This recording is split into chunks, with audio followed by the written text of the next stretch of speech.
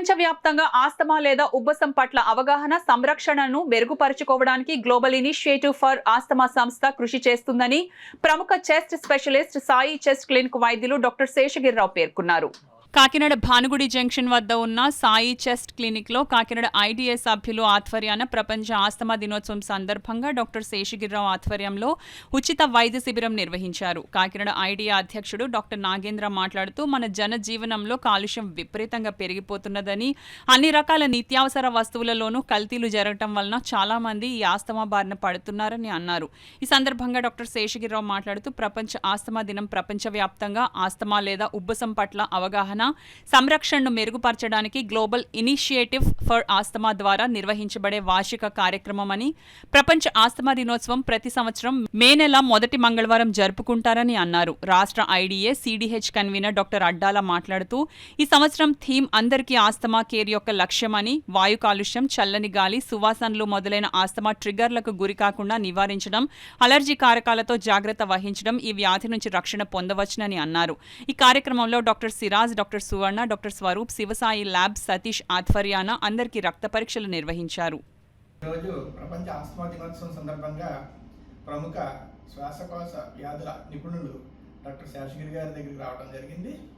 ఈరోజు ఈ హాస్పిటల్లో ఇక్కడ ఉబ్బసం ఉన్న వ్యాధులు ఉన్న పలు మందికి ఈవేళ ఉచితంగా వైద్య చికిత్సలు చేసి వారికి అవసరమైన మందులు ఇవ్వడం జరిగింది. ఈ ఆస్తమా అన్నది దీని మీద అవగాహన కోసం అని చెప్పేసి ఇవాళ శేషగిరి గారితో ఒక అవగాహన కార్యక్రమం నిర్వహించడం జరిగింది. దీని మీద ప్రముఖ శ్వాసకోశ నిపుణులు శేషగిరి గారు మీకు వివరిస్తారు. ఈ పొల్యూషన్ వరల్డ్లో మనం బతుకుతున్నాం. ఈ ప్రకృతిలో జరిగే ఈ పొల్యూషన్ ద్వారా వచ్చే వ్యాధుల్లో మెయిన్ ప్రముఖమైనది ఆస్తమా. ఇదివరకు 100కో 10,000 మందికో 1,00,000 మందిలో ఒకళ్ళకు ఉండే జబ్బు ప్రతి 100 మందిలో 30-40% దాకా పెరిగింది.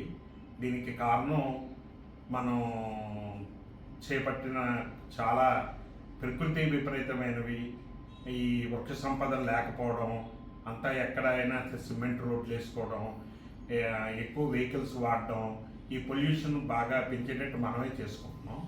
అసలు ఆస్తమాలో జరిగేది ఏంటంటే ఊపిరితిత్తులో అడ్డుకోత పోసినట్టయితే దీంట్లో ఊపిరి వాయునాళాలు ఇలా ఉంటాయి. ఇది వాయునాళాలకు సంబంధించిన జబ్బు. ఇది పొల్యూషన్ ఎక్కువయ్యి ఎలర్జీ వచ్చినప్పుడు మెల్లిగా నేరో అయ్యి ఊపిరి ఆడకుండా పేషెంట్ కఫం చేరుకుని పిల్లికోతలతో ఇబ్బంది పడతాడు. మనం పెట్టిన మందుల వలన తిరిగి మళ్ళీ ఇలా నార్మల్ స్టేజ్కి వస్తే కానీ పేషెంట్కి రెస్పాండ్ ఉండదు. ఈ కరోనా జబ్బు, చాలా వైరస్లు, ఇవన్నీ కూడా ఈ మధ్యన ఈ ఆస్తమాని అగ్రవేట్ చేయడానికి, ఆల్రెడీ ఎలర్జీ పేషెంట్కి ఇది అగ్రవేట్ చేయడానికి ఉపయోగపడుతున్నాయి.